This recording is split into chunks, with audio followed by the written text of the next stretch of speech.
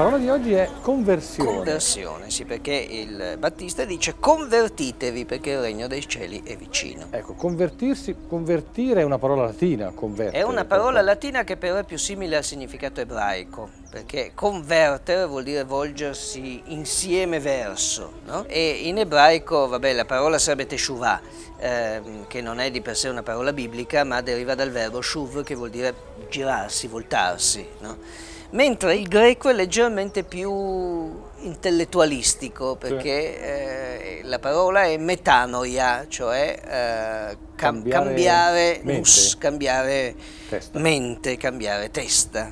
Comunque è metanoia che usa il testo greco del Vangelo, evidentemente. Ecco, ma di fatto cambiare testa vuol dire voltare il proprio pensiero altrove. Accorgersi quindi... di qualcosa, insomma, sì, certo. cioè, quindi accorgersi ancora una volta di una presenza e comportarsi di conseguenza. Insomma. Noi pensiamo a conversione come un fatto morale, cioè... Sì, normalmente sì, ecco, conversione c'entra con il fatto che siamo più onesti, che paghiamo di più le tasse, che passiamo meno col rosso, che siamo più costumati, che mangiamo meno cioccolato e fumiamo soprattutto di meno. No? Ma in realtà la figura, l'immagine della conversione è quella del Battista. Il Battista cosa fa? Qual è il primo atto del Battista? È quello di indicare una presenza. Convertitevi, dice, e preparate la via del Signore.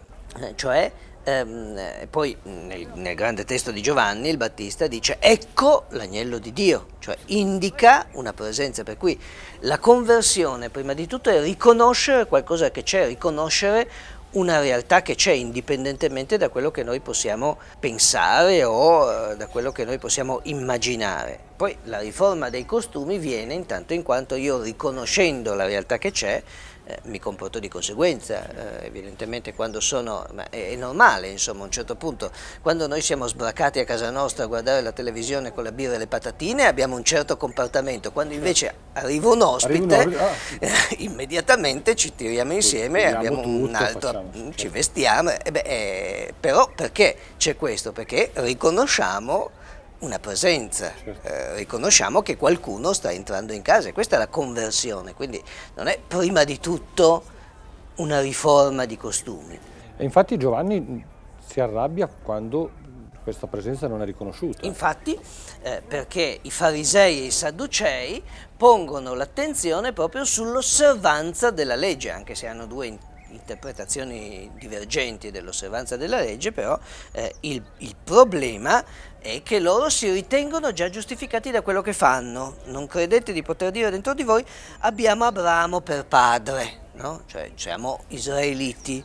E il Battista dice io vi dico che da queste pietre Dio può suscitare figli di Abramo. Cioè, se il problema è quello di essere figli di Abramo e di essere perfettini nell'osservanza della legge, allora Dio può suscitare figli di Abramo da qualsiasi cosa.